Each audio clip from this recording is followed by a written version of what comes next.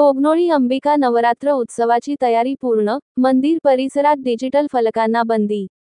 कोगनोळी येथील ग्रामदैवत अंबिका देवीच्या नवरात्र उत्सवाच्या तयारीला अंतिम रूप मिळाले असून भाविकांसाठी सर्व सोयीसुविधांची व्यवस्था करण्यात आली आहे। दर्शनासाठी स्वतंत्र रांगेची व्यवस्था, पिण्याच्या पाण्याची सोय, फळ विक्रेत्यांसाठी जागा तसेच गर्दीवर नियंत्रण ठेवण्यासाठी वाहतूक व्यवस्थापनाचे नियोजन करण्यात आले आहे। मंदिर परिसरात वाहनांना प्रवेश बंदी घालण्यात आली असून बॅरिगेड टाकून पर्यायी मार्ग खुले ठेवण्यात आले आहेत।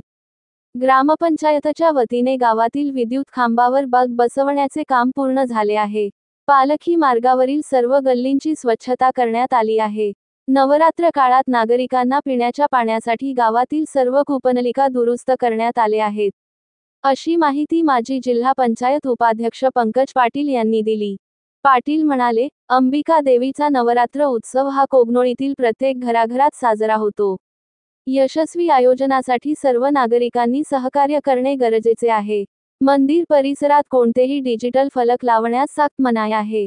नियम मोडणाऱ्यांवर ग्रामपंचायत व देवस्थान कमिटीमार्फत कारवाई होईल। यावेळी ग्रामपंचायत सदस्य दिलीप पाटील, रोहित माणकापुरे, टायगर डोंगळे, ब्रह्मनाथ चौगुले, मोहन डोंगळे, अविनाश पाटील, विनायक गायकवाड, दादासाहेब माने, संतोष पाटील यांच्यासह अंबिका देवस्थान कमिटी, ग्रामपंचायत सदस्य व युवक मंडळाचे पदाधिकारी उपस्थित होते। आकर्षण ठरणाऱ्या या उत्सवासाठी ग्रामस्थांमध्ये उत्साहाचे वातावरण आहे।